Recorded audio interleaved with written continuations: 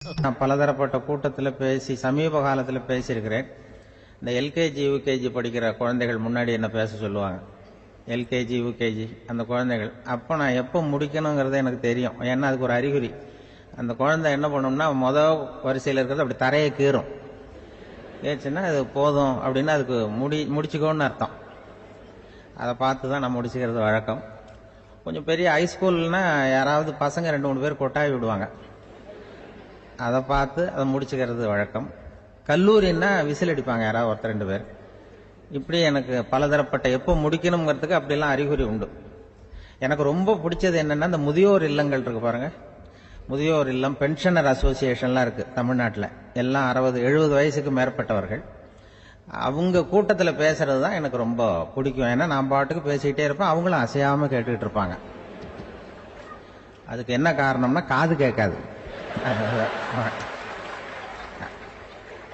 அது எனக்கு அப்புறம்தான் தெரியும். பேசி முடிச்சுட்டு இறங்கி போனா அந்த முதல் பெஞ்சில் உட்காந்துருக்கிற ஒரு நாற்காலில் என்ன சார் முடிச்சிட்டீங்க போல் இருக்கு அப்படிம்பார். எப்படி சார் கண்டுபிடிச்சிங்க? அதான் இறங்கி வந்தீங்கல்ல அப்படிம்பார். அதனால அது மாதிரி கூட்டத்தில் ஒன்றும் எனக்கு வந்து சுத்தமாக யாரும் இருக்கக்கூடாது எதிரில். இல்லைன்னா அந்த முதியோர் இல்லம் மாதிரி அப்படி காது கேட்காதவங்களாம் உட்காந்துருக்கணும். இங்கே அப்படி இல்லை, எல்லாம் ரொம்ப விழிப்போடு இருக்கீங்க, காதை திறந்து வச்சுக்கிட்டு. அது மாதிரி என்ன போன்ற ஆட்களுக்கு கொஞ்சம் இது பேசுறதும் என்ன சில பேருக்கு என்னென்னா பேச்சு மைக்க பார்த்ததும் எனக்கு எப்போ நேரம் காலம் தெரியாது, முடிக்கிறதுக்கு தெரியாது. அப்படியும் உண்டு பேச்சாளர்கள் பல ரகம். நான் கூட இப்போ ஒரு ஏற்பாடு பண்ணியிருக்கிறேன். என்னுடைய நண்பர் சுபாஷ்னு ஒருத்தர் வந்திருக்கார். அவர்கிட்ட சொல்லியிருக்கேன், நான் எப்போ முடிக்கணும்னு தோணுதோ அப்போ லேசாக தலையை சொறி நான் முடிச்சுக்கிறேன். என்ன கடிகாரமும் கிடையாது, ஒன்றும் கிடையாது. நான் எப்போ ஆரம்பிக்கிறேன் எப்போ முடிக்கிறேன்னு தெரியாதுன்னு சொன்னேன். இதே மாதிரி கும்பகோணத்தில் சமீபத்தில் ஒரு கூட்டத்துக்கு போகும்பொழுது அந்த ஏற்பாட்டாளரை உட்கார வச்சு, நீ முடிக்கணும்னு தோன்றப்ப தலையை சொரியா நான் புரிஞ்சுக்கிறேன்னு சொல்லிவிட்டு பெரியவர்களே தாய்மார்களேன்னது உடனே தலையை சொன்னாங்க. என்னையா அது உள்ளேன்னா, இல்லை இது தலை அரிக்குது அதனால சொல்லிடுறேன், நீ வந்து அது வேற மாதிரியா சொல்லுவேன்னு சொன்னார். அப்படி ஒருத்தர் ஏற்பாடு பண்ணி உட்கார வச்சிருக்கேன் எதிரில். அவர் இன்னும் தலைக்கு கையை கொண்டு போல, முதல் வரிசையில் உட்கார வச்சிருக்கிறேன். ஏன்னா இந்த பேசுறவங்களுக்கு அந்த கூட்டம் வந்து பார்த்துட்டா முடிக்கிறது எப்போ முடிக்கிறது என்ன எதுன்னு தெரியாது. அது பேச்சாளர், ஒரு பேச்சாளர் அவர் பாட்டு பேசிட்டே இருந்தாராம், ரொம்ப நேரம் பேசிட்டு இருந்திருக்காரு. பேசிட்டு இருந்தா ஒன்றும் புரியல, நேரங்காலம் தெரியல. அவருக்கே தோணி ஒரு கட்டத்தில் அந்த பேசுறவருக்கு, ஐயா மன்னிச்சுக்கோங்க, நான் வந்து ரொம்ப நேரம் பேசிட்டேன் போல் இருக்கு, எவ்வளோ நேரம் பேசினேன்னு எனக்கே ஞாபகம் இல்லை, இந்த கை கடிகாரத்தை கூட பார்க்க மறந்துட்டேன், என்ன மன்னிச்சுக்கோங்க அப்படின்னாராம். அப்போ கோபமாக ஒருத்தர் எழுந்திருச்சு, ஏயா கடிகாரத்தை தான் மறந்த, பின்னாடி மாட்டிருக்கிற காலண்டரையாவது பார்க்கக்கூடாதா அப்படின்னாராம். அப்பதான் தெரியுது அவன் வாரக்கணக்கில் பேசிக்கிட்டு இருந்திருக்கான். போன வெள்ளிக்கிழமை ஆரம்பிச்சு இந்த சனிக்கிழமை முடிக்கிறது மாதிரி அப்படி ஆயிடும். ஏன்னா கடிகாரமும் கிடையாது. அது மாதிரி வந்து பேசுற பேச்சு வந்து, ஏன்னா பேசுனா வந்து என்ன சொல்லுவாங்கன்னா, எந்த பேச்சை கேட்டாலும் ஒரு தன்னம்பிக்கை வரணுமா கேட்கறவங்களுக்கு, அதுதான் நல்ல பேச்சு அப்படின்னு சொல்லுவாங்க. கேட்கறவங்களுக்கு ஒரு தன்னம்பிக்கை, வாழ்க்கையில ஒரு பிடிப்பு வரணும், தன்னம்பிக்கை வரணும். அப்படிப்பட்ட எண்ணத்துல தான் அவங்க எல்லாம் நல்ல கருத்துக்களை சொல்ல வந்திருக்கிறாங்க. அது என்னன்னா, ஒரு ஒரு ஒரு இளைஞன் வந்து எங்கெங்கயோ வேலை தேடி இருக்கான், வேலையே கிடைக்கல. உடனே ஒரு தண்டவாளத்தில் போய் தற்கொலை பண்ணி ஒன்று தண்டவாளத்தில் தலையை வச்சு படுத்துட்டானான். யாரும் வேலை கொடுக்கல, தண்டவாளத்தில் போய் தற்கொலை பண்ணி எடுத்து படுத்துருக்கான். அப்போ 2 பக்கமும் திரும்பி பார்க்குறான், ரயிலே வரல. என்ன தற்கொலை பண்ணா கூட ரயில் வர மாட்டேங்குது அப்படின்னு சொல்லிட்டு பார்த்துருக்கேன். அப்போ யாரோ ஒருத்தர் பேசிகிட்டு இருக்காரு, ஒரு திடல்ல கூட்டம், பெரியவர் பேசிகிட்டு இருக்கார்.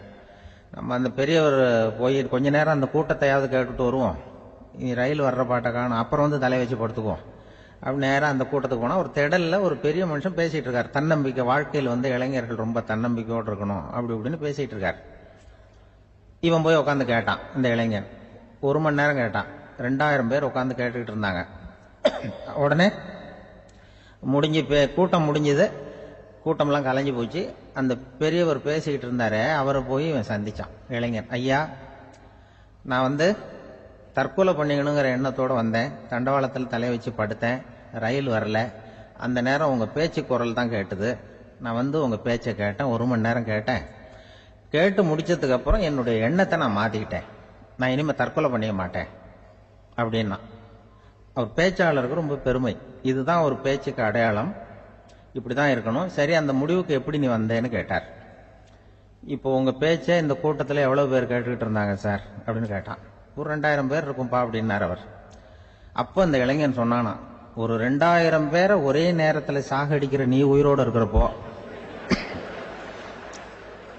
நான் எதுக்கு சார் சாகணும்? நான் இது வரைக்கும் யாருக்கும் எந்த கெடுதலும் பண்ணல, நான் இனிமேல் சாக மாட்டேன் சார்ட்டு போயிட்டானா. அப்படி கேட்கறவங்களுக்கு ஒரு தன்னம்பிக்கை வரணும். அது எப்படியோ வந்தா போறோம். இப்ப எங்க பேச்சை கேட்டுட்டோம், அந்த ரகத்தில் வந்தாலும் சரிதான். வாழ்க்கையில ஒரு பிடிப்பு வரணும். அப்படிங்கிறது தான் ஒரு சிறந்த பேச்சுக்கு அடையாளம்னு சொல்லுவாங்க. அப்படி அது பண்றது.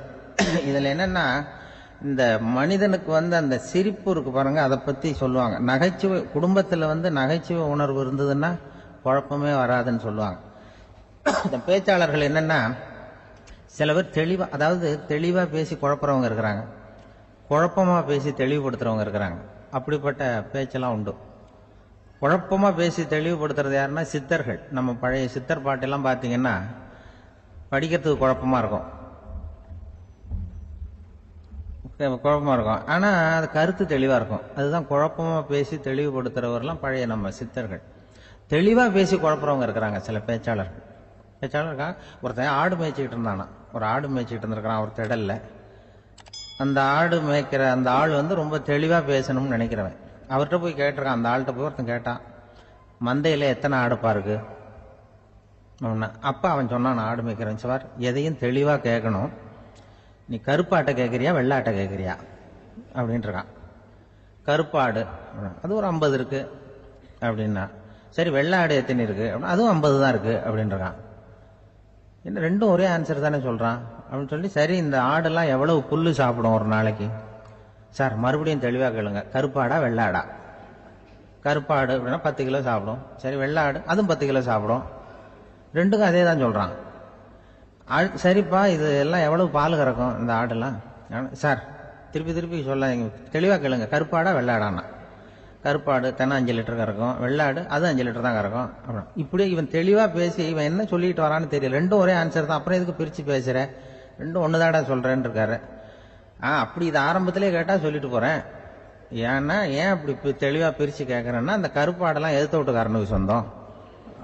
சரி வெள்ளாடு அதுவும் எதிர்த்த வீட்டுக்காரனுக்கு தான் சொந்தம் அப்படின்னா, இப்ப என்ன பேசினா தெளிவா பேசி குழப்பிட்டு இருக்கான்னு அர்த்தம். இப்ப எதுக்கு இந்த அறிகுறியை சொல்றேன்னா, நான் பேசுறது கூட அப்படித்தான் இருக்கும். ஏன்னா குழப்பமா பேசி தெளிவுபடுத்துகிறவர்கள் பின்னாடி வராங்க. அவங்க கொஞ்சம் அவங்க அதனால நம்மளால முடிஞ்ச வரைக்கும் கொஞ்சம் தெளிவா பேசி உங்களை குழப்பி வச்சோம்னா அவங்க பின்னாடி பார்த்துக்குவாங்க. அதுதான் எனக்கு எங்க ஊர்லயே ஒரு பேர், எங்க ஊர் நண்பர்கள் கூட இங்க வந்திருக்கிறாங்க. எங்க ஊர்ல இருக்கிறவங்க இந்த ஊர்ல வேலை பார்க்கறாங்கிறது எங்க ஊர் பக்கத்து ஊர் இப்பதான் தெரியும். வந்த பிறகு நண்பர்கள்லாம் பார்த்தாங்க. எங்க ஊர் பையங்கள்லாம் இங்க இருக்கிறாங்கிறது எனக்கு இப்பதான் தெரியும். எங்க ஊர்ல அவங்களுக்கு தெரியும் எனக்கு பேர் என்னன்னா, எல்லாம் நல்லா செய்வேன், கொஞ்சம் பொய் சொல்லுவேன் அப்படிம்பாங்க. அதுக்கு இப்பவும் சொல்லுவாங்க. எங்க ஊர்ல ஒரு பெரியவர் கேட்டார், உனக்கு சின்ன வயசுலயே உனக்கு ரேடியோவில் வேலை கிடைக்கும்னு எனக்கு தெரியும்பா அப்படிம்பாரு ஒரு தாத்தா. அது எப்படி தாத்தா உங்களுக்கு தெரியும், அவ்வளவு தீர்க்க தரிசனமா?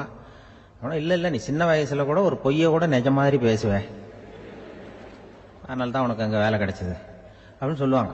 அது மாதிரி இந்த பொய் சொல்றதுல கொஞ்சம் அதுதான் என்கிட்ட உள்ள குறைய தவிர, கொஞ்சம் பொய் சொல்லுவேன், வேற மற்றதெல்லாம் தெளிவா இருக்கும். இதுவே சொன்னாராம், அதாவது கடவுள்கிட்ட போய் புகார் பண்ணாங்களாம். கடவுள்கிட்ட போய் ஒருத்தர் புகார் பண்ணியிருக்கிறார், நீ படைச்ச மனுஷன்லாம் பூலோகத்தில் பொய் சொல்றாங்க, ரொம்ப எல்லாரும் பொய் சொல்றாங்க, நீ படைச்ச மனுஷன் சரியா இல்லை அப்படின்னு கடவுள்கிட்ட போய் புகார் பண்ணாங்களாம். அப்ப கடவுள் சொன்னாராம், என்னை யாரும் ஏமாற்ற முடியாதுப்பா, நான் அதுக்கு ஒரு ரிமோட் கண்ட்ரோல் மாதிரி ஒன்று வச்சிருக்கேன், இங்க பாரு எதிர்த்தாப்புல பாரு என்ன தெரியுது அப்படின்னா, பிரம்மாண்டமான செவுரு, அதுல லட்சக்கணக்கான எலக்ட்ரிக் பல்புலாம் சொருவி இருக்கு, பல்பு சொருவி இருக்கு அதெல்லாம். அப்ப கடவுள் சொன்னாராம், புகார் சொன்னவனை கூப்பிட்டு, இதை பாருப்பா எலக்ட்ரிக் பல்பு, பூலோகத்துல நாம் படைத்த மனிதர்கள் யாராவது பொய் சொன்னா இங்க விளக்கு எரியும், எந்த ஏரியாவில் எவ்வளவு விளக்கு எரியுது அப்படிங்கிறத பார்த்து நான் கண்டுபிடிச்சிருவேன், நான் படைத்த மனிதர்களை என்னை ஏமாற்ற முடியாது, எவ்வளவு பேர் எங்க பொய் சொல்றாங்கிறது இந்த விளக்க பார்த்து கண்டுபிடிச்சிருவேன் நான் கடவுள். இப்படி சொல்லிட்டு இருக்கும்பொழுது எல்லா விளக்கம் எரிஞ்சுதான். அப்போ புகார் பண்ணவன் கேட்டிருக்கான், இது ஏதாவது ஒயரிங்ல கோளாறா இருக்குமா சார், இது ஏன் இப்படி எல்லாம் எரியுது அப்படிங்கிறப்ப கடவுள் சொன்னாராம், இல்ல இப்ப பொறு, இப்போ சிங்கப்பூர்ல தென்கட்சி சுவாமிநாதன் பேசிக்கிட்டு இருக்காரு. இன்னும் ஒரு 15-20 நிமிஷத்துல சரியா போடும் அப்படின்னாராம். அப்படி சொல்லுவாங்க என்னை பத்தி கொஞ்சம் பொய் சொல்றதுங்கிறது. அதுக்காக உங்ககிட்ட பொய் சொல்ல முடியாது. நான் பொய் சொல்றதுன்னா அந்த முன்னாடி சொன்ன முதியோர் இல்லம் அங்க வேணா சொல்லலாம், எதை சொன்னாலும் கேட்க போறதில்ல, அப்படி சொல்லலாம். ஏன்னா இப்ப இதுல என்னன்னா, இவங்க ஐயாக்கெல்லாம் இங்க வந்ததும் பெரியவங்க எல்லாம் சொன்னாங்க, முஸ்தபா சார்லாம் சொன்னார், இங்க முன்னாடி எல்லாம் எங்க மனிதர்கள் எந்த அளவுக்கு இப்ப ரொம்ப ஆக்கப்பூர்வமாக வளர்ந்திருக்கிறார்கள். முன்னாடிலாம் சினிமா நடிகர்களுக்கு தான் இது மாதிரி கூட்டங்கள்லாம் வரும், சினிமா சம்பந்தப்பட்டவங்களுக்கு இது மாதிரி ஏதாவது நல்ல விஷயங்களை பேசுறவங்களுக்கு கூட்டம் வர்றது ஒரு பெரிய ஆரோக்கியமான அறிகுறி, எங்களுக்கெல்லாம் ரொம்ப மகிழ்ச்சியா இருக்கு சார்னு சொன்னார். அது இப்போ அதுக்கு தான் வந்திருப்பீங்க, வேற ஒன்றும் இப்போ எங்கள் முகத்துக்காக வந்திருக்க போறீங்க, அப்படி ஒன்றும் கவர்ச்சியான முகமா அதுவும். அதனால முகத்தை பார்க்கறதுக்கு தான் வந்திருக்கிறாங்க அப்படின்னு சொல்லி. ஆனால் இந்த ரேடியோவில் நான் கொஞ்ச காலம் வெளியில தெரியாம இருந்தேன். அப்ப என்ன பண்ணுவாங்கன்னா, என்ன வருவாங்க எங்க ரேடியோ ஸ்டேஷனுக்கு வருவாங்க. சார் அந்த தினம் ரேடியோவில் பேசுறாரு இன்று ஒரு தகவல், அவர் முகத்தை பார்த்துட்டு போகணும் சார் அப்படின்ட்டு வருவாங்க. ஏன்னா இப்ப தொலைக்காட்சியில் வர்றதில்லை. அதுல என்னன்னா, அப்படி ஒரு தடவை வர்றவங்க அடுத்த தடவை வர்றதில்லை. அப்பதான் புரியுது, ஓஹோ அவங்க ஆள் யாருன்னு தெரிஞ்சுக்கிறதுக்கு தான் வராங்க, வேற ஒன்றும் ஒரு பெரிய கவர்ச்சி. அதனால இந்த கூட்டம் ஏதோ உங்களுடைய கவர்ச்சின்னா அவர் ஐயா சுகி சிவம் கொஞ்சம் கவர்ச்சியா தெரிகிறார்.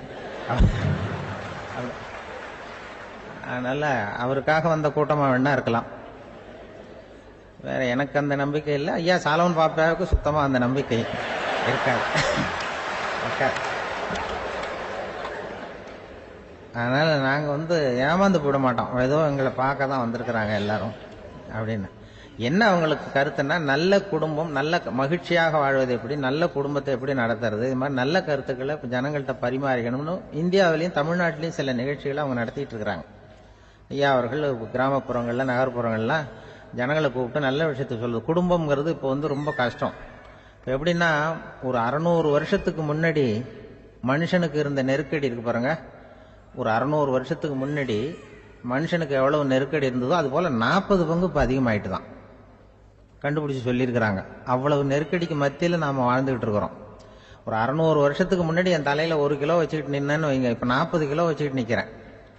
அப்படி ஒவ்வொரு மனுஷனுக்கும் வாழ்க்கையில நெருக்கடி அதிகமா போச்சு.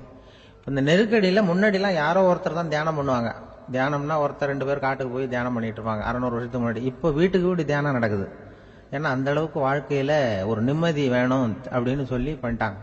அதுக்குதான் இயற்கை கொடுத்திருக்கிற ஒரு இயற்கையான வைத்தியம் தான் சிரிப்புங்கிறது. இதை பத்தி பெரியவங்க எல்லாம் இப்ப ஆராய்ச்சி பண்ணிட்டு இருக்கிறாங்க. சிரிப்புங்கிறது நாம பிறந்து ஒரு 6 மாசத்துல தான் முதல் தடவையா விவரமா சிரிக்க ஆரம்பிக்கிறோமா.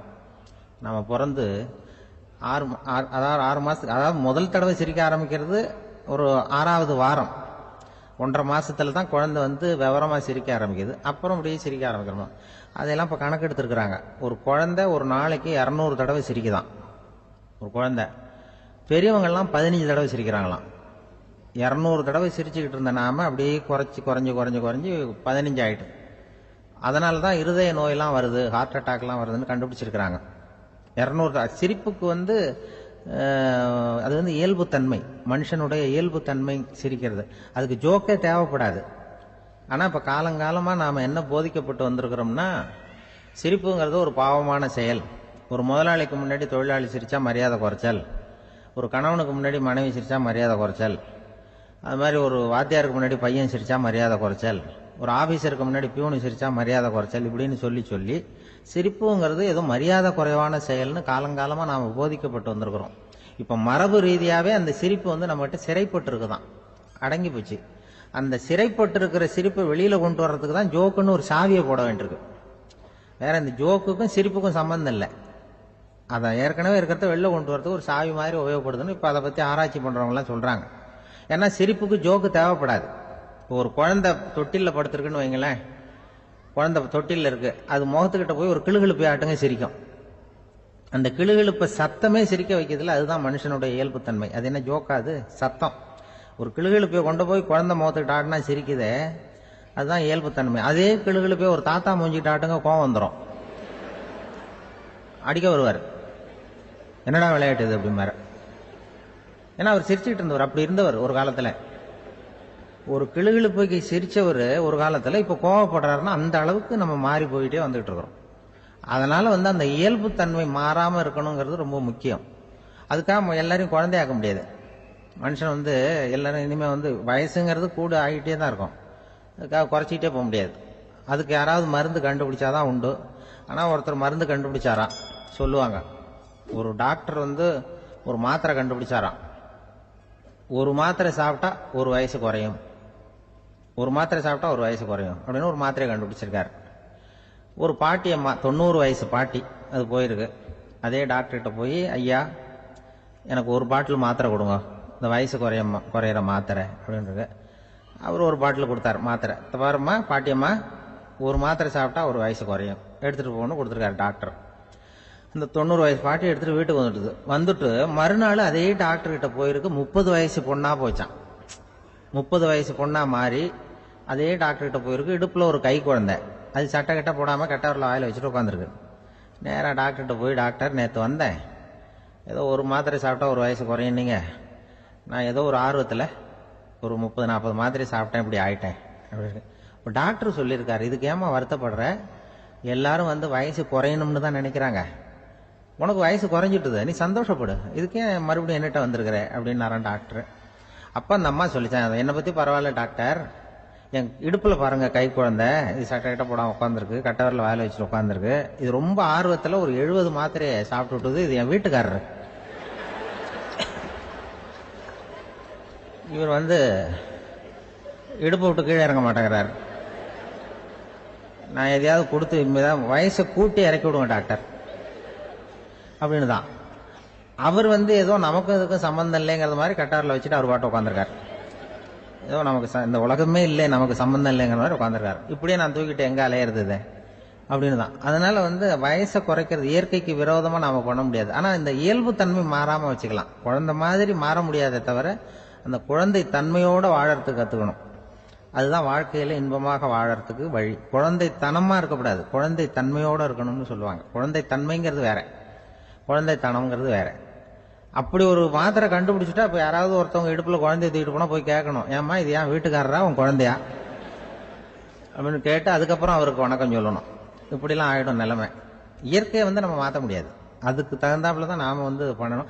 குழந்தை தன்மையோட வாழறதுக்கு குடும்பத்தில் குழந்தை தன்மைங்கிறது எப்படின்னா, இப்போ சில பேருக்கு அந்த குழந்தை தன்மை உண்டு.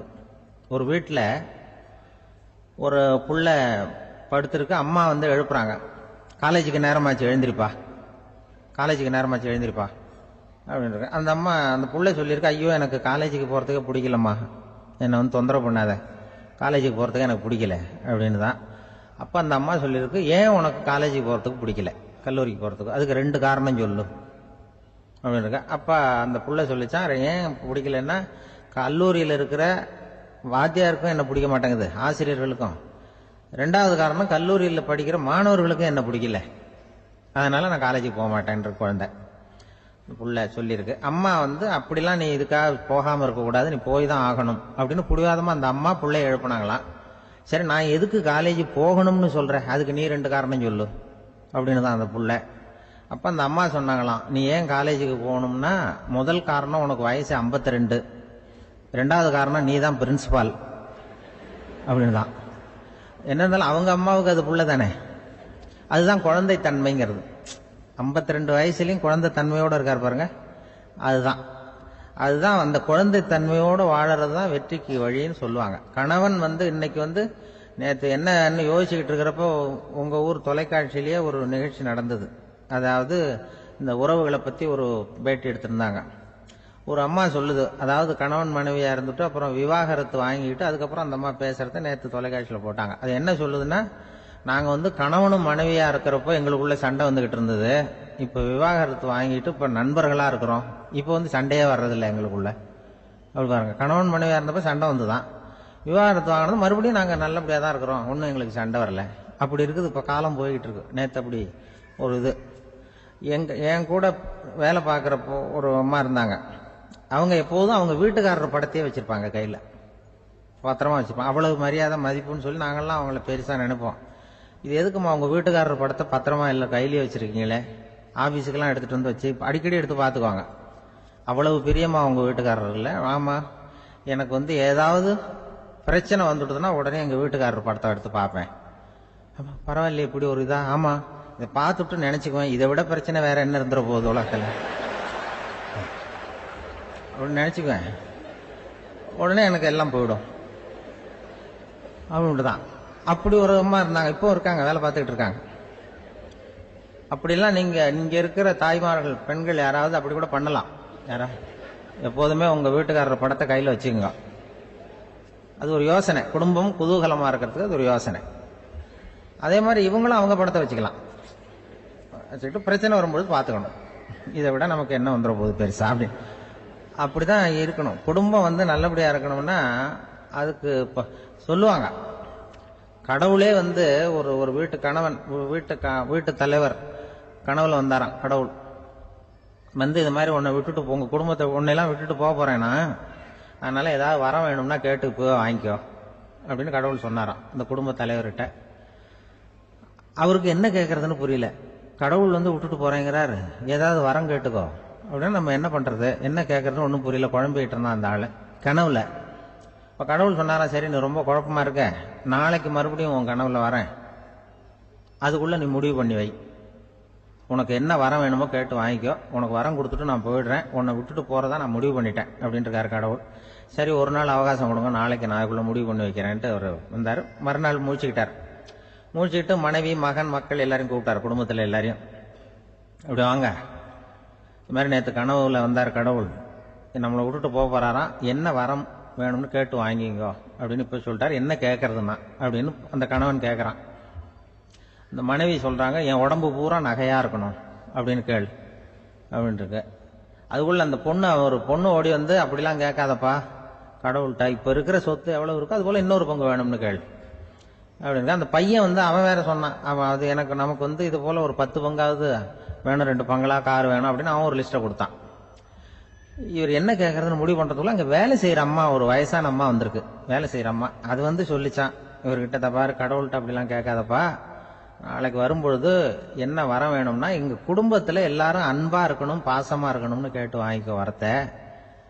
அன்பு பாசம் குடும்பத்துல எப்போதும் நிலவணும்னு கேட்டு வாங்கிக்கோ, வேற எல்லாம் நம்ம பார்த்துக்கலாம்னு இந்த பெரியம்மா சொல்லிச்சான். மறுநாள் அதே மாதிரி படுத்து தூங்கினாரு. கடவுள் கனவுல வந்தார். வந்து கேட்கும் பொழுது இவர் சொன்னாராம், ஐயா எனக்கு வந்து எங்க குடும்பத்துல நாங்க கணவன் மனைவி புள்ள குட்டி எல்லாம் பாசமா இருக்கணும் அன்பா இருக்கணும், இதுதான் எங்களுக்கு வரம் வேணும் அப்படின்னு கேட்டாராம். இவர் கேட்டதும் கடவுள் வந்து தலையை சொரிய ஆரம்பிச்சுட்டாராம். ஏன் என்ன யோசிக்கிறீங்கன்னு கேட்டிருக்காரு. நீங்க அன்பா பிரியமா இருந்தீங்கன்னா அப்புறம் ஏன் நான் உங்களை விட்டுட்டு போக போறேன், நான் ஏற்கனவே இல்லைங்கிறதுனால தான் உங்களை விட்டு போகலாம்னு முடிவு பண்ணியிருந்தேன். இப்போ நீங்க ஏற்கனவே பாசமா இருந்தீங்கன்னா நான் இனிமேல் போக மாட்டேன், அதனால ஏன் முடிவும் மாத்திக்க வேண்டியதுதான், உங்க கூட தான் இருக்க போறேன்னாராம். இப்படி ஒரு கதை சொல்லுவாங்க. அதனால ஒரு குடும்பத்துல அந்தந்த உறவு முறைகள் சரியா இருக்கிற வரைக்கும் எல்லாம் நல்லா இருக்கும். அங்கதான் இறைவன் வாழும் இல்லம்ங்கிறாங்களே, அதுதான் அது. அதுல அந்த குடும்ப தலைவர்ங்கிறவர் கணவன் அப்படிங்கிறதுனால அவருக்கு தான் பொறுப்பு. அவருக்கு நிறைய சகிப்புத்தன்மை வேணும், கோபம் வரக்கூடாது, யார் என்ன சொன்னாலும் போகணும். சில கணவன்மார்கள் வந்து எது சொன்னாலும் மனைவி வந்து தட்டுறதில்லை. அங்க போனா போவாங்க, எதுக்கு போக சொல்றேன்னு கேட்கறது இல்லை, போறது. இங்க வான்னா வர்றது. திருவள்ளுவர் மனைவி இருந்தாருன்னு சொல்றாங்கல்ல, அது மாதிரி. அது எப்படின்னா ஒருத்தர் சொன்னார், அது அப்படி இல்லை, அதுக்கு ஒரு கதை சொன்னார். ஹிட்லர் வந்து வந்தாராம் ஒரு தடவை, ஒரு பெரிய கப்பல் மேல, கப்பலுடைய மேல் தளத்துல ஹிட்லர் வந்துகிட்டு இருக்காரு. ஒரு இங்கிலீஷ் கேப்டன் எதிரில் நிக்கிறான். அவனுக்கு பெரிய ஆச்சரியம், இந்த ஆள் எப்படி இப்படி ஒரு தனி மனிதனா இருந்துகிட்டு உலகத்தையே இப்படி இந்த பாடுபடுத்துறாரு அப்படின்னு சொல்லி, உன்னுடைய வெற்றிக்கு என்ன காரணம்னு கேட்டாராம் அந்த இங்கிலீஷ் கேப்டன். இப்ப ஹிட்லர் சொன்னாராம், என்னுடைய வெற்றிக்கு காரணம் என்கிட்ட வேலை செய்யற ஊழியர்கள், நான் கிழிச்ச கோட்டை தாண்ட மாட்டாங்க, நான் என்ன சொல்றேனோ அதை உடனே செய்வாங்க, ஏன் எதுக்குன்னு எதிர்த்து பேச மாட்டாங்க, அதுதான் என்னுடைய வெற்றிக்கு காரணம் அப்படின்னு சொல்லி அதை நிரூபிச்சு காட்டுறேன் பார் அப்படின்னு சொல்லி கையை தட்டினாராம் ஹிட்லர். உடனே ஒரு சிப்பாய் எங்க இருந்து வந்து லெப்ட் ரைட்னு போட்டு வந்து சல்யூட் பண்ணி நின்னான். உடனே ஹிட்லர் சொன்னார், நீ அப்படியே இந்த கப்பல் மேல் தளத்துல இருந்து அப்படி கடல்ல விழுந்து செத்து போடா அப்படின்னு பொத்துன்னு குதிச்சுட்டான். எதுக்கு சொல்றேன் என்ன இதில், உடனே குதிச்சு செத்து போட்டான். இவருக்கு பெரிய ஆச்சரியம் கேப்டனுக்கு. ஹிட்லர் சொன்னார், இதுதான் என்னுடைய வெற்றி காரணம், தப்பார் இன்னொருத்தனை கூப்பிடுறேன் அப்படின்னு தட்டினா இந்த பக்கத்துல இருந்து ஒருத்தன் வந்தான், லெப்ட் ரைட் வந்து நின்னா, நீ இப்படி குதிச்சு செத்து போடா அப்படின்னு பொத்துன்னு குதிச்சுட்டான். எதுக்கு போக சொல்றீங்கன்னு ஒண்ணுமே கேட்கல, குதினா உடனே குதிச்சுட்டான். அப்போ ஹிட்லர் சொன்னார், இதே மாதிரி என்னுடைய ஒவ்வொரு ஊழியர்களும் இருக்கிறாங்க, நானும் ஊழியர்களை இழக்கிறதுக்கு தயாரா இல்லை, தப்பார் தயாரா இருப்பேன் எப்போ, தப்பார் இன்னொருத்தர் தட்டுறேன்னு இன்னொருத்தர் வந்தார். எதிர்த்தாப்புல இருந்து ஒருத்தன் லெஃப்ட் ரைட் சல்யூட் அடிச்சான். நீயும் குதிச்சு செத்து போடான்னு இருக்காரு ஹிட்லர். இவனால பொறுக்க முடியல, இந்த இங்கிலீஷ் கேப்டன் அனாவசியமா ஒவ்வொருத்தனா குதிச்சுடுறானேன்னு சொல்லி ஓடி போய் அவனை குதிச்சுட்டான். குதிக்கிறதுக்கு முன்னாடி பிடிச்சி தனியா எடுத்துட்டு போட்டான். தனியா எடுத்துட்டு போய் அந்த சிப்பாய் கிட்ட கேட்டாரான் அந்த இங்கிலீஷ் கேப்டன், ஏப்பா அந்த ஆளு குதிக்க சொல்றான்னா நீ ஏன் எதுக்குன்னு கேட்கறது இல்லையா, உடனே குதிச்சு செத்து போறீங்களே, இதெல்லாம் என்ன அநியாயம் அப்படின்ட்டு இருக்கான் அந்த இங்கிலீஷ் கேப்டன் கையை பிடிச்சிட்டு. உடனே அந்த சிப்பாய்க்கு கோவம் வந்துட்டு தான், உடையா கைய, இவன்ட்ட வேலை பார்க்கறத விட உழுந்து செத்து போலாம் நான் குதிக்கிறான், என்ன அனாவசியமா எதுக்கியா இருக்க சொல்றேன் அப்படின்னு சொல்லி குதிச்சுட்டானா. அதனால இந்த உடனே சொல்றதை செய்யறாங்க பாருங்க, அவங்கள நம்பக்கூடாது. கணவன்மார்களுக்கு ஒரு எச்சரிக்கை, சொல்றத உடனே செஞ்சிருவாங்க மனைவி, நீ அங்க போனா போங்க வரணும் அந்த ஹிட்லர் மாதிரி நினைக்கிறாங்கன்னு அர்த்தம். இதுகிட்ட பேசிக்கிட்டு இருக்கிறத விட சொல்றதை செஞ்சுட்டு போடுவோமே, அப்படி சமாளிக்கிற கணவன்மார்கள் உண்டு. குடும்பத்துல அப்படிலாம் இருந்து சமாளிக்கிறாங்க. குடும்பத்துல ஒருத்தர் அனுசரிப்பு தன்மைங்கிறது ரொம்ப அவசியம். கணவன் மனைவின்னா அனுசரிச்சு போகணும்னு சொல்லுவாங்க. அதாவது ஒரு கணவன், அதுக்காக தான் அந்த காலத்துல எல்லாம் ஒரு வீட்டுக்கு மாப்பிள்ளை தேடுறதுங்கிறது ஒரு பெரிய குடும்பத்தை நிர்வகிக்கிற அளவுக்கு ஒரு கணவனா வரக்கூடிய எப்படி இருக்கணும் அப்படின்னா, அந்த காலத்துல புலி வேட்டைக்கு போகணும். ஒரு பொண்ணுக்கு மாப்பிள்ளை தேடுறதுன்னா நம்ம தமிழ் பழக்கம் என்னன்னா, காட்டுக்கு போய் ஒரு புலியை வேட்டையாடிட்டு வரணும். அந்த புலி பல்லு அல்லது நகத்தை கொண்டுட்டு வரணும் அந்த இளைஞன். அதை வீட்டில் கொடுப்பான். அதை தான் கட்டி அதை இதா கட்டுவாங்க, மாலையா போடுவாங்க, தாலியா கட்டுவாங்க. அதாவது வீரம் இருக்கா பையனுக்குன்னு பார்ப்பாங்க. ஒரு பொண்ணு வேணும்னா நீ முதல்ல வீட்டுக்கு பொண்ணு கேட்க போகக்கூடாது, காட்டுக்கு போகணும், போய் புளியை கொண்டு வா, அதுக்கப்புறம் தான் உனக்கு பொண்ணு அப்படின்னு சொல்லுவாங்க. இப்போலாம் ஏன் போறது இல்லைன்னா, இப்போலாம் ஒருத்தனை காட்டுக்கு போய் புலிப்பல் கொண்டு வானா புலி தான் மாப்பிள்ளையா வரும். அதனாலதான் இப்ப போறது இல்லை யாரும் காட்டுக்கு. அப்ப பெண்களும் ரொம்ப வீரமா இருந்தாங்க. பெண்கள் மூலம் அந்த காலத்துல எப்படின்னா, முறத்தாலேயே புலியை துரத்துவாங்களாம். நம்ம பழைய பாட்டுல எல்லாம் பார்த்திருப்பீங்க, முறத்தால புலியை விரட்டினாங்கன்னு வரும் பழைய பாட்டு. ஒரு அந்த அளவுக்கு பெண்களுக்கு வீரம். இப்ப கல்யாணம் ஆகி இந்த காலத்துல ஒரு கணவனை விரட்டிட்டு வந்தாங்களாம் முறத்தை எடுத்துக்கிட்டு. ஒரு மனைவி அவன் பயந்துட்டு வெளில ஓடி வரான், பின்னாடி முறத்தை எடுத்துட்டு அந்த அம்மா ஓடி வருது. இவனை தனியா பிடிச்சி கொண்டு போய், என்னப்பா இந்த மனைவிட்டு இப்படி பயந்து ஓடி வரையே, முறத்தால துரத்துறா இப்படி வரையே அப்படின்னா, அவன் அப்படியே தடுமாறிக்கிட்டு, அதெல்லாம் ஒண்ணும் இல்லை, அவன் என்ன புலியா நினைக்கிறா அப்படின்னு ஒரு பெருமையா சொல்லிட்டானா. அந்த காலத்துல புலியை தான் முறத்தால விரட்டினாங்க, இப்போ புருஷனை விரட்டுறாங்க அப்படின்னு சொல்லி. அப்படி அந்த காலத்துல கணவனுக்கு ஒரு குடும்பத்தை நிர்வகிக்கிற திறமை இருக்கா, உடல் வலிமை தான் முக்கியம். இப்ப கூட மதுரை பக்கத்துல ஐயாவுக்கு தெரியும், அந்த இளவட்டக்கல்லுன்னு ஒரு ஊருக்கு ஊர் எல்லையில கிடக்கும். ஊர் எல்லையில ஒரு பெரிய கல்லு கிடக்கும். அந்த ஊருக்கு பொண்ணு கேட்க போறவங்க அந்த கல்லை தலைக்கு மேல தூக்கி காட்டணும், அப்படியே தூக்கி தலைக்கு மேல வசதி கீழே போடணும். அந்த வலு இருந்தாதான் நீங்க அந்த ஊருக்குள்ளேயே போகலாம், பொண்ணு கேட்கறது போகலாம், இல்லைன்னா நீ திரும்பி போக வேண்டியதான். அந்த வலிமை இருக்கா மாப்பிள்ளைன்னு பாக்குறாங்க. இளவட்ட கல்லுன்னு பேரு. அப்ப என்ன பண்ணாங்கன்னா, ஒரு 1000 வருஷத்துக்கு முன்னாடி அந்த கல்லை தலைக்கு மேல தூக்கி கீழே போடுவாங்களாம். ஒரு 500 வருஷத்துக்கு முன்னாடி அப்படி கொஞ்சம் தூரம் இடுப்பு அளவுக்கு தூக்கி கீழே போட்டுக்கிட்டு இருந்திருக்கிறாங்க. அதுக்கப்புறம் ஒரு 100 வருஷத்துக்கு முன்னாடி அப்படி முழங்கால அளவுக்கு அப்படி தூக்கி போட்டா போறோம்னு வச்சிருந்தாங்களாம். இப்ப நான் அந்த ஊருக்கு என் கூட பழனிசாமின்னு ஒருத்தர் இருக்காரு. அவர் போய், உனக்கு எப்படிப்பா இந்த ஊர்ல கல்யாணம் ஆச்சு அப்படின்னா, இப்போலாம் நாங்க தொட்டு கும்பிட்டா போறோம், அதை அசைக்கிறது கூட இல்லை. அப்படி ஆயிட்டுது. ஒரு குடும்பத்தை கணவனா வரப்போறவனுக்கான தகுதி அந்த காலத்துல அப்படி இருந்துதான். அப்படி கணவன் தேர்ந்தெடுக்கிறது, குடும்ப தலைவனை தேர்ந்தெடுக்கிறது ஒரு பெரிய காரியம். ஒரு பெரிய செல்வந்தர் போட்டி வச்சாராம், ஒரு நீச்சல் குளம், அதுல யாரு வேணாலும் குதிச்சு அந்த பக்கம் போய் கரையேறலாம். அந்த நீச்சல் குளத்துல விஷப்பாம்பு எல்லாம் கிடக்கு. யாரு துணிஞ்சி அந்த விஷப்பாம்பு இருக்கிற குளத்துல குதிச்சு அந்த பக்கம் போய் கரையேறானோ அவனுக்கு ஒரு 100 ஏக்கர் நிலம் கொடுப்பேன், அது வேண்டான்னா ஒரு 1000 ஆடு கொடுப்பேன், அதுவும் வேண்டான்னா என் பொண்ணை கொடுப்பேன் அப்படின்னு போட்டு வச்சார். அதான் மாப்பிள்ளையை தேர்ந்தெடுக்கிறதுக்கு ஒரு வழி, நீச்சல் குளத்துல குதிச்சு கரையேறணும். இப்ப அந்த ஊர்ல இருக்கிற இளைஞர்கள்லாம் பாக்குறாங்க அந்த குளத்துல குதிக்கணும்னு. ஆனா குளத்துல ஒரு விஷப்பாம்புலாம் கிடக்கு. என்ன பண்றதுன்னு பார்த்தா யாருமே குதிக்கிறதுக்கு தைரியம் வரல. திடீர்னு ஒருத்தன் துணிஞ்சு குதிச்சான், படபடன்னு அடிச்சுட்டு போய் அந்த பக்கம் கரையேறிட்டான். கரையேறின உடனே பரவாயில்லையே ஒரு ஆள் வந்துட்டான்னு சொல்லி அவனை அந்த இளைஞனை போய் பிடிச்சிட்டு வந்தாங்க. அந்த பெரியவர் கேட்டார், ஏப்பா இவ்வளவு பெரிய விஷப்பாம்பெல்லாம் கிடக்கிற நீச்சல் குளத்துல நீ துணிஞ்சு குதிச்சு கரையேறி இருக்கிற, உனக்கு என்ன 1000 ஏக்கர் நிலம் கொடுத்துறவா 100 ஏக்கர் நிலம் கொடுக்கவா சொல்றபடி அப்படின்னா வேண்டாம் சார்ன்றான். ஓஹோ அப்படின்னா ஒரு 1000 ஆடு வேணுமா உனக்கு அப்படின்னா அதுவும் வேண்டாம் சார். ஓ அப்படின்னா என் பொண்ணு வேணுமா அப்படின்னா அதுவும் வேண்டாம் சார்ங்கிறான். அப்புறம் எதுக்குடா குதிச்சு என்ன உனக்கு என்னதான் வேணும் அப்படின்னு கேட்டிருக்காரு. என்னை எவன் பிடிச்சி தள்ளி விட்டவன்னு தெரியணும் அப்படின்றான். அதுக்காக அவன் பார்த்துருக்கான். அப்படி இருந்தாதான் துணிச்சல் வரும் இந்த காலத்துல.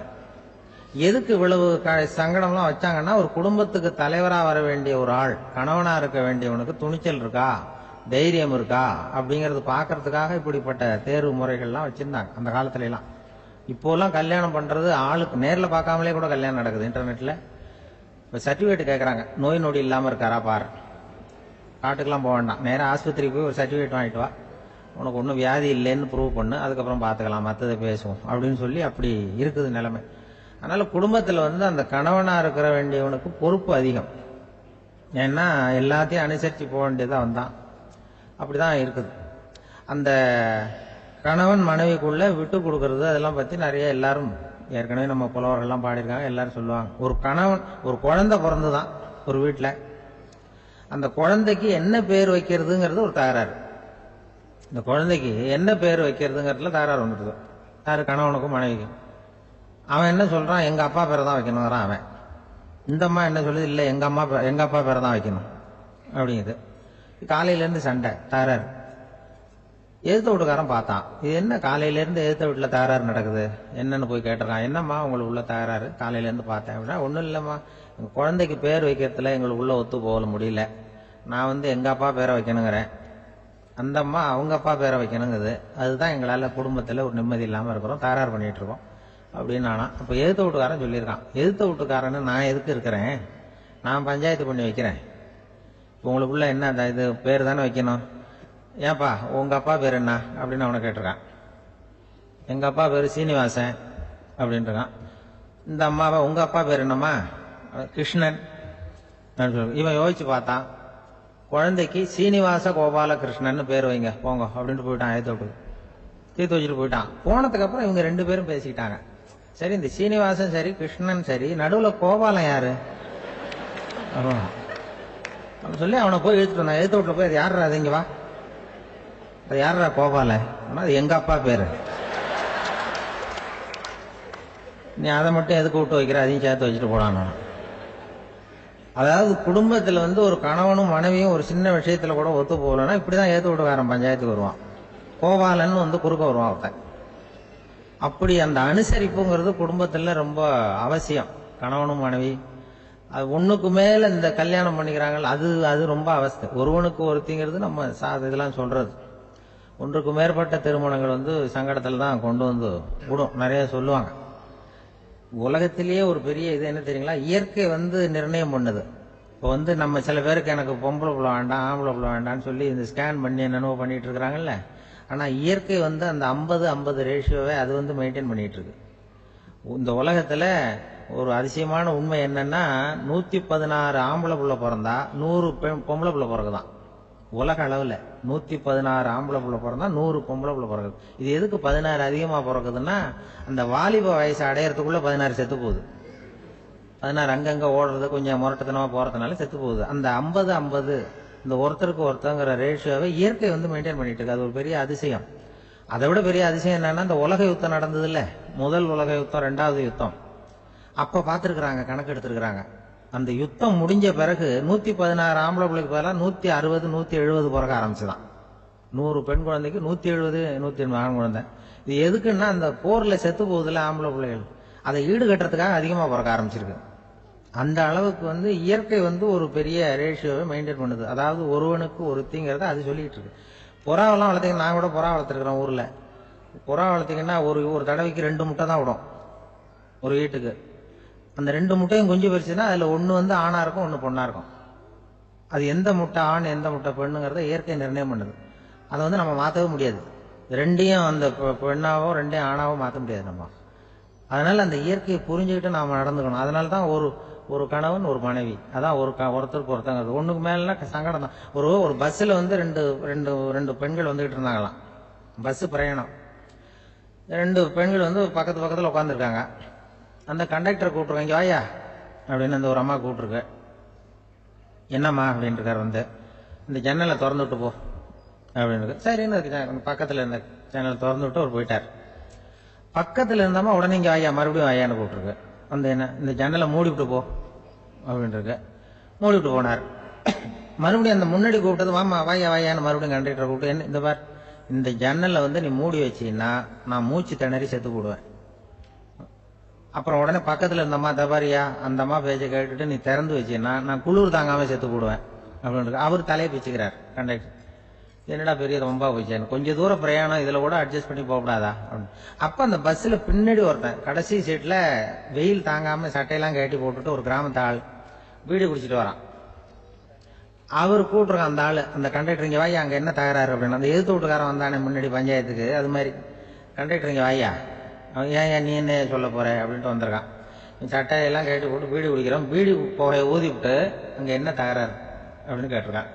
ஒன்றும் இல்லையா அந்த அம்மா வந்து ஜன்னலை திறந்தா செத்து போவேங்கிறது, இந்த அம்மா ஜன்னலை மூடுனா செத்து போவேங்கிறது, நான் என்னையா பண்றது ஒரு ஆள் இதுக்கு ஏன் கவலைப்படுறேன் நான் சொல்றத கேள்வி நான் தீர்த்து வைக்கிறேன் பிரச்சனையை அப்படின்னு சொல்லிட்டு பீடியை எடுத்துக்கிட்டு புகையை ஊதிவிட்டு சொன்னானா கொஞ்ச நேரம் அந்த ஜன்னலை மூடி வை அந்த அம்மா செத்து போவோம்,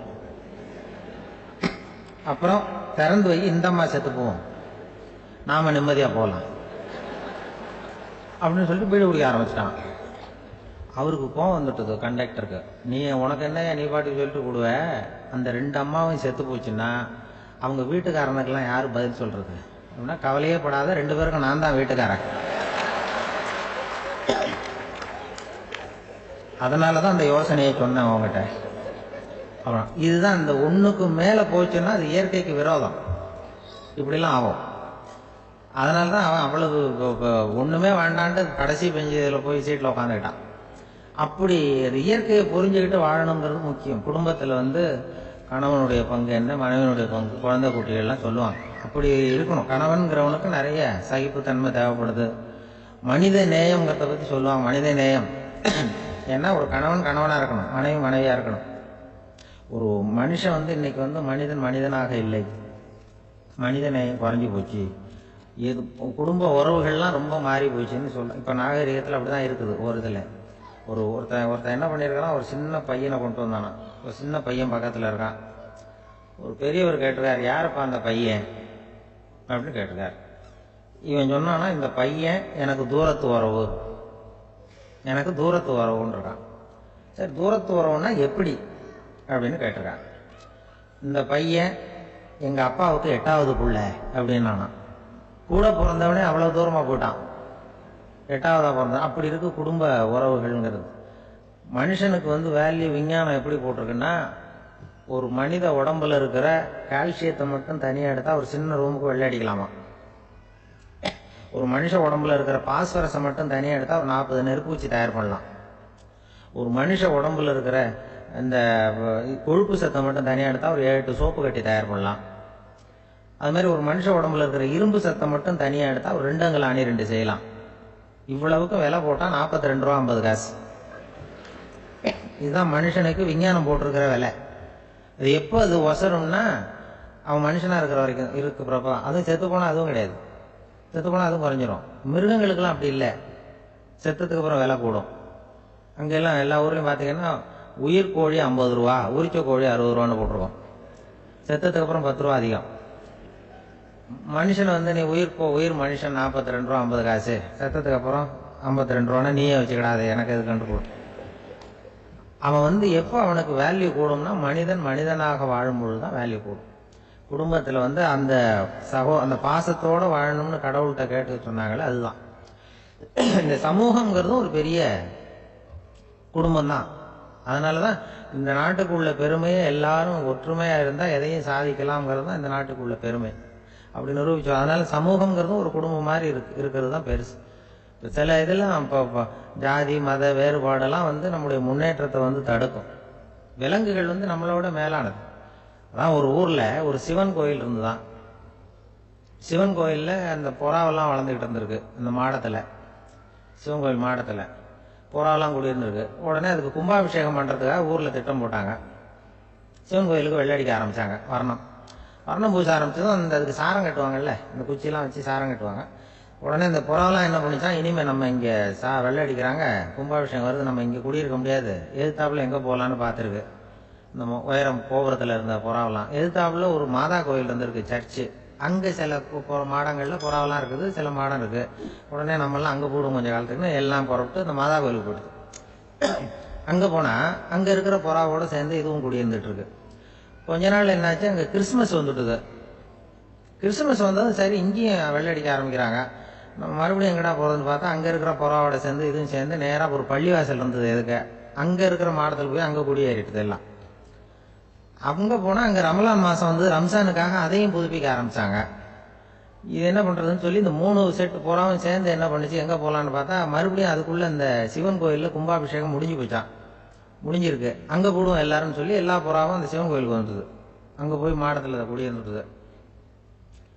அப்போ திடீர்னு ஒரு நாள் பார்த்தா ஒரே கலவரம் பூமியில் எல்லாம் ஒருத்தன் அருவாளை தூக்கிட்டு நிற்கிறான், குச்சி எடுத்து ஒருத்தனை சுட்டுக்கிறான், ஒரே கலவரம், சத்தம், ஒரே மத கலவரம் வந்துட்டுது ஊரில். அப்போ புறாவெல்லாம் மாடத்தில் இருந்துக்கிட்டு ஒரு குஞ்சு புறா அவங்க அம்மாட்ட கேட்டுதான், இது என்ன இந்த மனுஷனுக்கு என்ன ஆச்சு, அவன் கத்தியை தூக்கிட்டு நிற்கிறானே அப்படின்னு கேட்டுதான். ஒரு குஞ்சு புறா அவங்க அம்மாட்ட கேட்டுதான். அம்மா புறா அம்மா அந்த புறா சொல்லித்தான், மனுஷனுக்கு இப்போ மதம் பிடிச்சிருக்கு, அதான் கத்தியை தூக்கிட்டு நிற்கிறான் அப்படின்னு இருக்க. இப்போ நமக்கெல்லாம் பிடிக்கலையே அப்படின்னு தான். அப்போ அந்த புறா சொல்லித்தான், அந்த பாருமா, நாம் வந்து இந்த சிவன் கோயிலில் இருந்தாலும் நமக்கு புறான்னு தான் பேர், இந்த மாதா கோயிலுக்கு போனாலும் நமக்கு புறான்னு தான் பேர், பள்ளிவாசலுக்கு போனாலும் நமக்கு புறான்னு தான் பேர். ஆனால் மனுஷன் அப்படி இல்லை. அவன் இங்கே இருக்கிற வரைக்கும் இந்துன்னு சொல்லுவான், அங்கே மாதா கோயில் இருந்தான்னா கிறிஸ்தவன்னு சொல்லுவான், பள்ளிவாசல் இருந்தான்னா முஸ்லீம்னு சொல்லுவான். அப்போ குஞ்சு புறா அது என்ன இப்படி பண்ணுறாங்க மனுஷங்க, இப்போ அவங்கள விட நம்ம வசதி போல் இருக்க, நம்ம தேவலாம் போல் இருக்க அப்படின்னு தான் அந்த குஞ்சு புறா. அப்போ அந்த தாய் புறா சொல்லிச்சான், உண்மைதான், அதனால தான் நம்ம மேலான இடத்துல இருக்கிறோம், அவன் கீழே நிற்கிறான் இன்னமும் அப்படின்னு சொல்லிச்சான். இதுதான் அந்த குடும்பம்ங்கிறது, சமுதாயம்ங்கிறது ஒரு பெரிய குடும்பம். அது இந்த புறாகிட்டேருந்து மனுஷன் கற்றுக்க வேண்டியிருக்கு. அப்படி இருக்குது இன்றைக்கி மனுஷனுடைய நிலைமை. அதை வந்து புரிஞ்சுக்கணும். அப்படி தான் ஒவ்வொரு இதுலேயும் நாம் வந்து நடந்து கொள்ள வேண்டியிருக்குது. மிருகங்கள்டேருந்து கற்றுக்கிற வாய்ப்பெல்லாம் இருக்குது. அப்படி சொல்லுவாங்க. அந்த இதில் வந்து நம்ம குடும்பத்தில் வந்து என்னென்னா, இப்போது இந்த பிள்ளைகளை பற்றி சொல்லுவாங்க. இப்போ ராமர் லட்சுமணர் கதை சொல்லுவாங்க. அதாவது ராமரும் பரதனும் பந்து விளையாடிக்கிட்டு இருந்தாங்களாம் சின்ன வயசில் பந்து விளையாடிட்டு இருந்தாங்களாம். உடனே ராமர் வந்தாராம், வந்து கோசலை அவங்க அம்மா கோசலை மடியில் சோர்ந்து போய் உட்காந்தாராம். சந்தோஷமாக வந்து உட்காந்துருக்காரு. அப்போ அந்த கோசலை அம்மா கேட்டாங்களாம், ஏன்ப்பா அப்படி இவ்வளவு சந்தோஷமாக இருக்கே, என்ன காரணம் அப்படின்னு கேட்டிருக்காரு. அப்படின்னு அந்த அம்மா கேட்டிருக்கு. ராமன் சொன்னான்னா, என் தம்பியோட நான் பந்து விளையாண்டுக்கிட்டு இருந்தேன், பரதன் அவன் வந்து ஜெயிச்சுட்டான், நான் தோத்துட்டேன், என்னை வந்து அவன் ஜெயிச்சுட்டான், அவனுடைய வெற்றி வந்து எனக்கு சந்தோஷமாக இருக்குது, தம்பியோட வெற்றி, அதனால் நான் சந்தோஷமாக இருக்கேன்னு சொல்லியிருக்கு. அந்த அம்மாவுக்கு ரொம்ப சந்தோஷம், தம்பி ஜெயிக்கிறாங்கிறத பற்றி அண்ணன் வந்து சந்தோஷப்படுறானே அப்படின்னு. கொஞ்ச நேரத்தில் பரதன் வந்திருக்கான். அவன் சோர்ந்து போய் கலங்கி போய் வந்து அதே அம்மா மடியில் உட்காந்துருக்கான். நீ ஏப்பா, நீ தான் ஜெயிச்சுட்டியாமே, நீ என்னத்துக்கு வருத்தப்பட்டுக்கிட்டு வர அப்படின்னு கேட்டிருக்க அந்த அம்மா. அப்போ பரதன் சொன்னானா, நான் ஜெயிக்கணுங்கிறதுக்காக அண்ணன் விட்டு கொடுத்தாரு, தோத்துட்டாரு, அதனால் எனக்கு வருத்தமாக இருக்குது, உண்மையில் அவர் தான் ஜெயிச்சிருக்க வேண்டியது, எனக்காக விட்டு கொடுத்தாரு, அதனால் நான் வருத்தப்படுறேன்னா. அப்போ அந்த அம்மா சொல்லித்தான், இப்படி தான் தம்பியினுடைய வெற்றி அண்ணனை சந்தோஷப்படுத்துது, அண்ணனுடைய தோல்வி வந்து தம்பியை வருத்தப்பட வைக்குது, இப்படி தான் இருக்கணும் அண்ணன் தம்பின்னா, அப்படி தான் குடும்பத்தில் இருக்கணும்னு சொல்லி அந்த அம்மா சொன்னதாக சொல்லுவாங்க ராமாயண கதை. அதே போல் இப்போ இதில் வரும், நபிகள் நாயகத்தினுடைய பேரர்கள் பாத்திமாவனுடைய பிள்ளைகள் 2 பேர், ஹசன் ஹுசைன் 2 பேர் நபிகள் நாயகத்தினுடைய பேரன்மார்கள். அன்னை பாத்திமாவனுடைய குழந்தைகள். ஹசனும் ஹுசைனும் பேசிக்கிறதே இல்லையா கொஞ்ச நாள். இந்த அம்மாவுக்கு அதை பார்க்குறாங்க, ஏதோ அண்ணன் தம்பிக்குள்ளே ஏதோ தகராறு போல் இருக்கு, ஏன் பேசிக்க மாட்டேங்கிறாங்க அப்படின்னு சொல்லி அந்த பிள்ளைகளை கூப்பிட்டு வச்சு அந்த அம்மா புத்தி சொல்லிச்சான். பாருப்பா, நீ வந்து அண்ணன் தம்பிக்குள்ளே இது மாதிரி இருக்கக்கூடாது, உங்கள் பாட்டனார் ஒரு புத்திமதி சொல்லியிருக்காரு, உனக்கு தெரியுமா, ஒரு முஸ்லீம் இன்னொரு முஸ்லீமோடு 3 நாட்களுக்கு மேல் பேசாமல் இருந்தால் அது அவனை கொலை செய்வதற்கு ஒப்பாகும் அப்படின்னு நபிகள் நாயகம் சொல்லியிருக்காரு, தெரியுமா உனக்குன்னு அந்த அம்மா சொல்லிச்சான். அப்போ அந்த தம்பிக்காரர் சொன்னாராம், ஹுசைன் சொல்லியிருக்கார், அதுவும் எனக்கு தெரியும், அதே தாத்தா பாட்டனார் என்ன சொல்லியிருக்காருன்னா, அந்த 2 பேரில் யார் முதல்ல சலாம் சொல்கிறாங்களோ, யார் முதல்ல முன்னாடி பேசுகிறாங்களோ அவங்களுக்கு சொர்க்கம் கிடைக்கும், இறைவனுடைய ஆசி கிடைக்கும்னு சொல்லியிருக்கிறார். அந்த ஆசி அண்ணனுக்கு கிடைக்கட்டுமேங்கிறதுக்காக நான் பேசாம இருக்கிறேன் அப்படின்னா. அந்த ராமனும் பரதனும் எப்படி இருந்தாங்களோ அப்படிதான் ஹசனும் ஹுசைனும் இருந்திருக்கிறார்கள். அந்த பாசம் தான் குடும்பத்தில் வேணும். குடும்பத்தில் அண்ணன் தம்பி எப்படி நடந்துக்கணும், அம்மா பிள்ளை எப்படி நடக்கணும் அப்படிங்கிறது தான். ஏன்னா தாய் அம்மாவுக்கு எப்போதுமே பிள்ளைங்கள் அம்மா பக்கம் தான் இருக்கும். அம்மா பிள்ளைங்க தான் அதிகம். இதில் ஒரு பெரிய நீதிபதி இருந்தார் சென்னையில், உண்மையாக நடந்தது. சென்னையில் ரொம்ப காலத்துக்கு முன்னாடி காந்தி இருந்த காலத்தில் சென்னையில் ஒரு நீதிபதி, அவர் ஒரு நாள் கோர்ட்லாம் விட்டு ரொம்ப கஷ்டப்பட்டு ராத்திரி சும்மா போய் உடனே வீட்டுக்கு வரல. கோர்ட்டினுடைய நடவடிக்கை முடிஞ்சு வீட்டுக்கு வராமல் போய் எங்கெங்கேயோ போய் சுற்றி விட்டு அந்த நண்பர்களோடு அப்படியே உல்லாசமாக அப்படியே கொண்டாடி விட்டு நடு ராத்திரிக்கு வந்திருக்கிறாரு வீட்டுக்கு 1 மணிக்கு. அப்போ அந்த வயசான அம்மா வாசல்லையே காத்துக்கிட்டு இருக்கு. உள்ளே போச்சு நீதிபதி இன்னும் வந்து சேரலேன்னு வாசல்லையே நின்றுட்டு இருந்துதான். அப்போ அது வந்த உடனே பலார்னு அரைஞ்சு விட்டாங்களாம் அந்த அம்மா.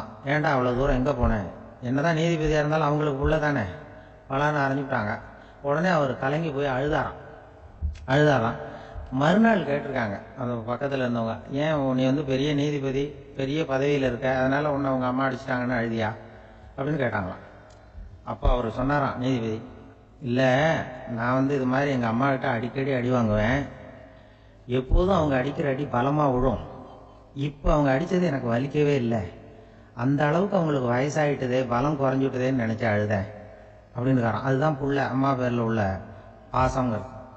இதே போல் நான் சொன்னது மாதிரி முன்னாடி இவர் ஒரு இறைநேச செல்வர் ஒருத்தர் இருந்தார். ஒரு அம்மா எனக்கு அப்பா தண்ணி கொடுப்பா அப்படின்றது படுக்கையில் இருந்த அம்மா. இவர் ஏதோ படிச்சுக்கிட்டு இருந்தவர், ஒரு சின்ன இளைஞர் உடனே ஓடி போய் ஒரு குவளையில் தண்ணி எடுத்துகிட்டு போய் அம்மாவுக்கு முன்னாடி நிற்கிறார். முன்னா அந்த அம்மா அதுக்குள்ளே தூங்கி போச்சு. இவர் அந்த தண்ணியை வச்சுக்கிட்டு அவர் பாட்டு நிற்கிறார். விடிஞ்சு போச்சு. விடிகிற சமயத்தில் அந்த அம்மா முடிச்சு பார்க்குது, பையன் தண்ணியோட கையில் வச்சுட்டு நிற்கிறார். ஏம்மா என்னப்பா நீ ராத்திரி பூரா தண்ணியோட நின்றுட்டு இருக்கிறியா எனக்கா அப்படின்னு. அப்பா அவர் சொன்னாராம், ஆமாம்மா ராத்திரி தண்ணி தாகமாக இருக்குன்னு கேட்டீங்க, உடனே தண்ணி கொண்டு வந்துட்டேன்.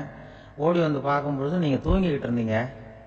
தூங்கிட்டு இருக்கும்பொழுது உங்களை எழுப்ப வேண்டாம், தூக்கத்தை கெடுக்க வேண்டாம்னு நான் நினைச்சேன், அதனால் எழுப்பலை. தூக்கம் முழிக்கிற சமயத்தில் உடனே தாகமாக இருக்கும், தண்ணி குடிக்கணும்னு ஆசைப்படுவீங்க, அதனால தண்ணியை பக்கத்துலேயே வச்சுட்டு நிற்கிறேன் அப்படின்னு அந்த இளைஞர் சொன்னாராம். அப்படியே கட்டி பிடிச்சிட்டு நீ பிற்காலத்தில் பெரிய அறிஞராக வருவேன்னு சொல்லி அந்த அம்மா வரணும்னு சொல்லி இறைவனை வேண்டாங்களாம். அவர் தான் இஸ்லாமிய மார்க்கத்தில், தீன் மார்க்கத்தில் பெரிய ஆளானது. அதாவது ஷர்புதீன் யாஹ்யான்னு ஒருத்தர், அவர் பெரிய இஸ்லாமிய பேரறிஞராக வந்தார். இப்படி அம்மா பேரில் பாசமாக உள்ளவங்கலாம் இருந்தாங்க நிறைய. அப்படி அந்த குடும்பத்தில் அந்த பாசம் நேசம் எவ்வளவு இருக்கோ அவ்வளவுக்கு அவர்கள் உயர்வார்கள்ங்கிறது தான் நம்முடைய பெரிய இதெல்லாம் பெரியவங்கெல்லாம் சொல்லியிருக்கிறது அதுதான். அதனால தான் அந்த கணவனுடைய பங்கு என்ன, மனைவியினுடைய பங்கு என்ன, பிள்ளைகளுடைய பங்கு என்னங்கிறத பற்றி ரொம்ப விவரமாக சொல்கிறதுக்காக தான் அதை பற்றி நாம் சிந்திக்க வேண்டிய நேரம் இதுங்கிறதுனால தான். கணவனுக்கு இது வந்துடக்கூடாது, அதாவது கோபம் வரக்கூடாது, நிதானம் வேணும் அப்படின்லாம் சொல்லுவாங்க. நிதானம், கணவன் கோபப்படக்கூடாதுமா. அதுக்கு நாங்கள் மனுஷனுக்கு சினம் தவிர்த்தல்னு பயிற்சியெல்லாம் கொடுக்குறாங்க. இப்போது மனுஷன் கோபப்படாமல் இருக்கணும், போகணும் வரணும். அதுக்கு சொல்லுவோம் நாங்கள் சும்மா கதை ரூபமாக சொல்கிறது. அங்கே வேதாத்திரி மகரிஷின்னு இருக்காரு, அவர் இதில் சினம் தவிர்த்தல்னு பயிற்சியை கொடுப்பாங்க. குடும்ப தலைவர்கள் பெரியவங்கெல்லாம் அந்த பயிற்சியை எடுத்துக்கணும். என்ன கூப்பிட்டாங்க ஒரு தரம், சினம் தவிர்த்தல்னு ஒரு பயிற்சி கொடுக்குறோம், அதில் நீ பேசுன்னாங்க. நான் சொன்னேன், நான் பயிற்சிக்கு வேணா வரேன், என்னை பேச வேண்டாம் சார், நான் பயிற்சி கற்றுக்கிறேன்னு. இல்லை நீ அதெல்லாம் பயிற்சி நாங்கள் கொடுக்குறோம், நீ உனக்கு என்ன தெரியுமோ சொல்லு, மனுஷன் கோவப்படாமல் இருக்கணும், அதுக்கு ஏதாவது வழி சொல்லிட்டு போ அப்படின்னு கூப்பிட்டாங்க. சரின்ட்டு போனேன். போய் அங்கே போய் நான் சொன்னேன், இது மாதிரி எனக்கு தெரிஞ்சது ஒரு கதை மாதிரி சொன்னேன். மீனம்பாக்கம் ஏர்போர்ட், அங்கே ஜப்பானுக்கு போக வேண்டிய ஒரு பிரயாணி லக்கேஜோடு நிற்கிறார் நிறையா. இதை வாங்கி பிளேனில் ஏற்றக்கூடிய ஒரு தொழிலாளி அவர்கிட்ட ஒரு சண்டை போடுறார், அடிக்க போகிறார், திட்டுறாரு, கண்ணாமண்ணு திட்டுறார். அவர் இதை ஒருத்தர் பார்த்துக்கிட்டே இருக்கார். அந்த சினம் தவிர்த்தல் பயிற்சி கொடுக்குற பேராசிரியர் ஒருத்தர் பார்த்துக்கிட்டே இருக்கார். இது எப்படி இவன் இந்த ஆள் அவ்வளவு கோபமாக அடிக்க போகிறான், திட்டுறான் அந்த பெரிய மனுஷன், இவர் பதிலுக்கு அவர் திட்டவே இல்லையே. அந்த தொழிலாளி சிரிச்சுக்கிட்டே சரி சார் அப்படின்னுட்டே இருக்கான். இவர் லக்கேஜை வாங்கி பிளேனில் ஏற்றுற தொழிலாளி இப்போ கண்ணாமண்ணு அடிக்க போகிறான், திட்டுறான், முகம் செவந்து போச்சு. இவருக்கு என்ன ஆச்சரியம்னா, இந்த ஆள் இவ்வளவு கோவப்படுறான், அதை வாங்கி அந்த தொழிலாளி கொஞ்சம் கூட முகத்தில் கோபமே படலையே, சிரிச்ச முகத்தோடு இருக்காங்க, இவன் நமக்கு பயிற்சி வகுப்பு எடுக்கலாம் போல இருக்க அப்படின்னு இவர் நினச்சிட்டார். ரொம்ப நேரம் அவர் கத்திக்கிட்டு இருந்தார். சரி சார்ன்ட்டு அதை வாங்கிட்டு அவர் போயிட்டார். போனதுக்கு அப்புறம் ஒரு இந்த ஆளு அப்புறம் பிளேன் வந்தது, ஏறி அவர் போயிட்டார், ஜப்பானுக்கு போயிட்டார். அதுக்கப்புறம் இந்த சினம் தவிர்த்தல் பேராசிரியர் ஓடி போய் அந்த தொழிலாளியை பிடிச்சி கொண்டு வந்தார். இந்த பாருப்பா, நான் வந்து காலையிலேருந்து பார்த்துக்கிட்டு இருக்கேன், அந்த ஆள் உன்னை அடிக்க வந்தான், திட்ட வந்தான், இவ்வளவு கோவப்படுறான், உனக்கு பதிலுக்கு நீ கோவமே படலையே, உனக்கு கோவமே வராதா, அது எப்படி நீ சினம் தவிர்க்கிறது, எப்படி உனக்கு கோவமே வரலையா அப்படின்னு கேட்டிருக்காரு. அப்போ அந்த தொழிலாளி சொன்னாராம், அப்படி இல்லை சார், மனுஷன்னு பிறந்தா கோவம் படாமல் இருக்க முடியாது, எல்லாருக்கும் கோவம் வரும், அது அவங்கவுங்க வழியில் டீல் பண்ணுவாங்க, நான் அதை என் வழியில் டீல் பண்ணேன், அவ்வளோதான். அப்போ அவர் திட்டும்பொழுது உனக்கு கோபம் வந்ததுதானே? வந்தது சார். அப்போ அது எப்படி டீல் பண்ணேன்னு கேட்டிருக்காரு. அப்போ இவன் சொன்னான், ஒன்றும் இல்லை சார், அந்த அந்த பிரயாணி வந்து இப்போ ஜப்பானுக்கு போயிட்டு இருக்கார், அவர் லக்கேஜெலாம் அமெரிக்கா போயிட்டு இருக்கு.